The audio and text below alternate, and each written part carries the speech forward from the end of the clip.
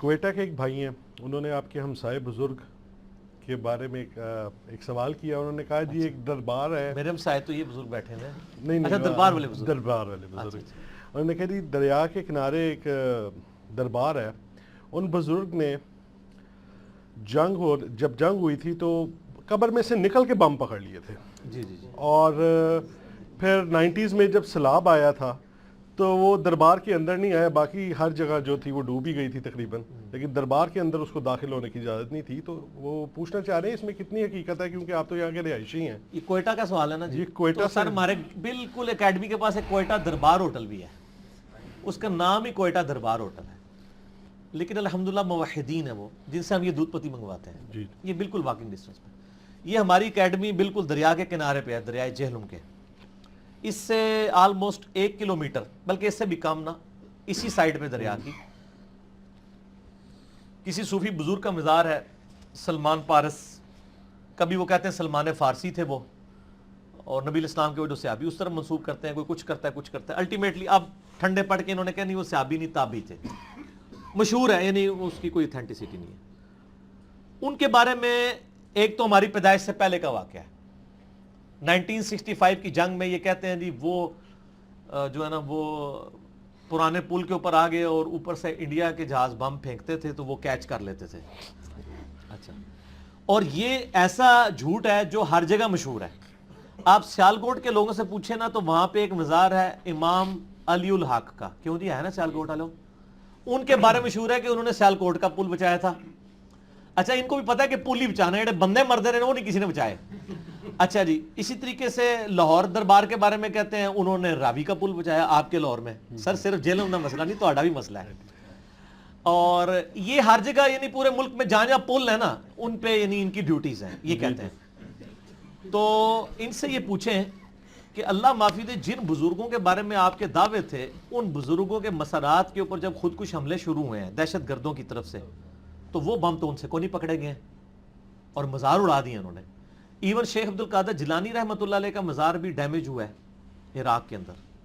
کتنے صحابہ کے مزارات شام کے اندر ڈیمیج ہوئے ہیں.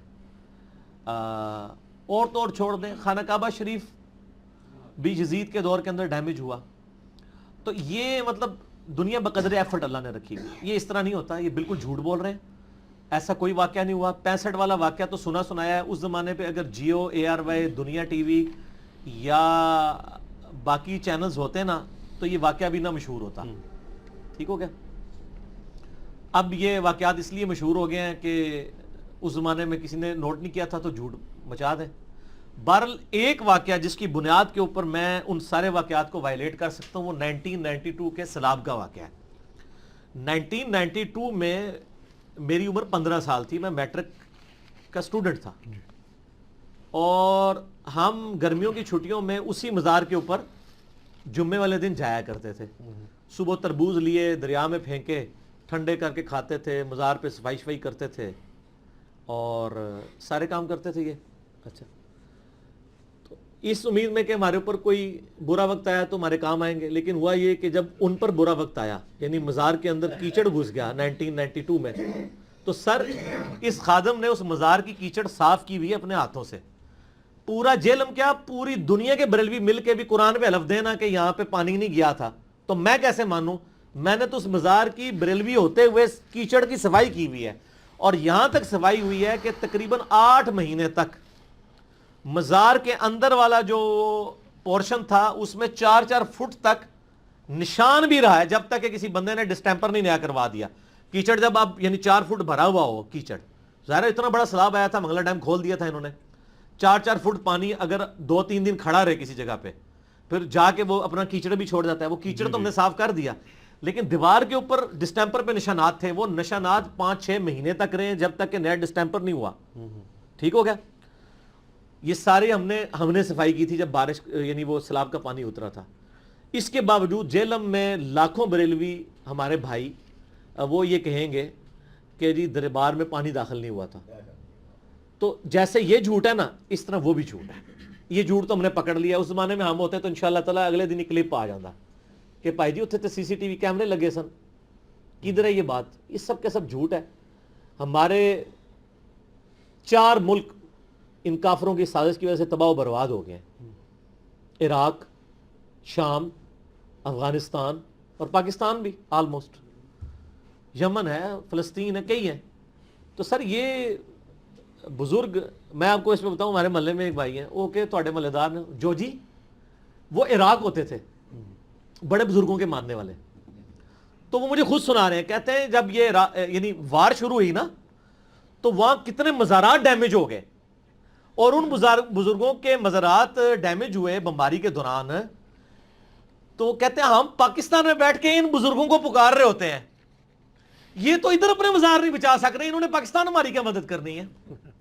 اس چیز نے ان کو ہدایت دے دی اور وہ توحید کے منہج کے اوپر آ گئے.